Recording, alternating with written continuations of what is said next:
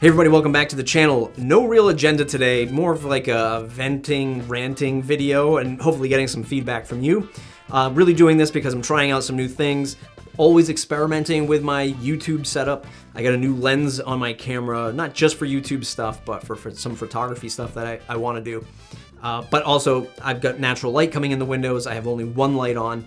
So I'm just experimenting always when I'm creating these videos. I'd love to know if you want to learn a little bit more about how I set up my YouTube studio. I'd be happy to dive into that. Recently behind me, and I don't know if you can tell in the shot, but I used to have an old desk behind me, and I've kind of freed that up, got rid of it, put some IKEA cabinets in, put my computer on top of that, put a shelf up. I really enjoy a lot more open space behind me versus the old desk that I had.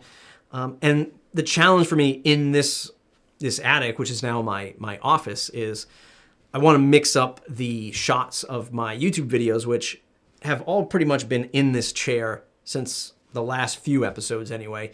But when I do shots from behind, when I'm at my computer, I'm shooting this way into the corner.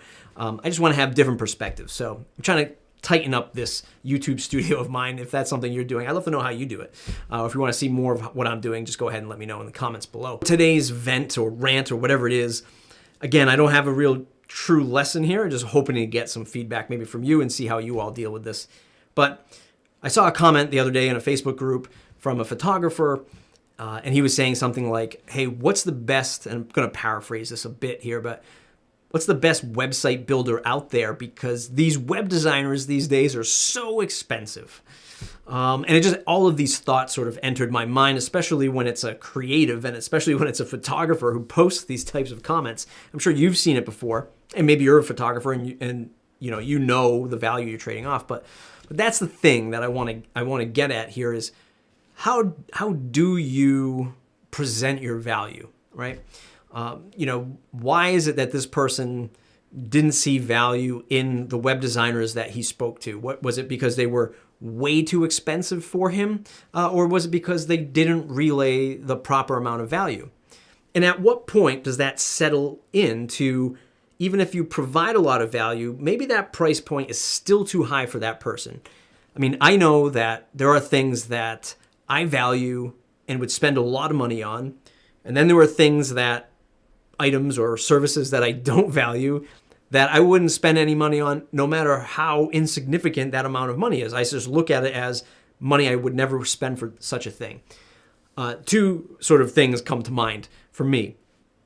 Number one, I want to get a new office chair. And I really value my office chair, even though I have a standing desk, which is down right now in this shot. But half the day I'm sitting down, maybe the other half of the day I'm standing up. And I realized that I need to have a comfortable chair. It's good for my back and sort of all the stuff that you read about. But I'm unwilling to spend the $1,000 of like a Herman Miller or brand new steel case chair. But I am willing to go down market and buy a used chair for like $400 to $500, or less, I should say, from between $300 to $400 maybe for a used Herman Miller or a used steel case chair.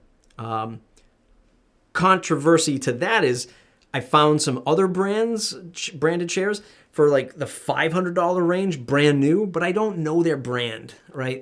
They make nice like gaming chairs, and there's some great reviews about their gaming chairs, but they're sort of normal office chairs, which aren't crazy like race car looking chairs. They get good reviews, but I don't know the brand. And I can't go anywhere to sit in it and test it out. I don't know anyone that has it. And if I'm not happy with it, I just can't return it. Or if I do, it's probably going to cost me $100 just to return it.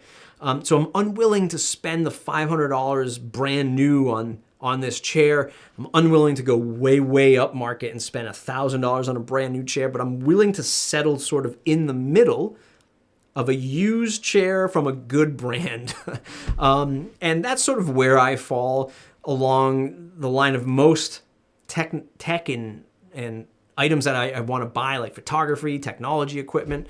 When it comes to my computers, though, I'll pay top price for screens and video cards. But what I'm unwilling to spend money on is an iron and an ironing board, right, for my clothes. I researched, the other day I was in Target, and I was going to buy a brand new iron. And I need a new iron. The other one's getting old, and the wires are sort of just like breaking off or whatever. And I was gonna spend 40 bucks on one. I was like, I don't even wanna spend 40 bucks. Like, I wanna read some reviews first. I wanna watch some YouTube videos. I don't even wanna spend the 40 bucks yet. And one part of me said, just buy the most expensive one. It's gonna be, it's gonna be the best out of all of them. But then the other side of my brain was saying, well, that's how they get you. They just get you by spending the most in this segment of irons. And you think you're getting the best because you're paying the most, but it's not always the case. And I guess the vent and the rant to sort of wrap this video up is, where do we find that balance? How do you get a customer to open up and say, okay, I understand if I build this website myself, I might save $1,000, but I'm going to lose probably 60 hours worth of time, right? From start to finish, everything. Research, doing it, testing it, launching it, where do you start to bridge that gap of value, time, and services rendered? I'd love to know in the comments below. It was just one of these comments that got me. I was just like, man, you're a photographer and you're saying these types of things. Like, what do people say about your photography and how much you charge? And how do you bridge that gap? And at what point do you, as maybe a digital consultant, whether you're a designer or a marketing person or a developer, at what point do you categorize this type of person as early stage, right?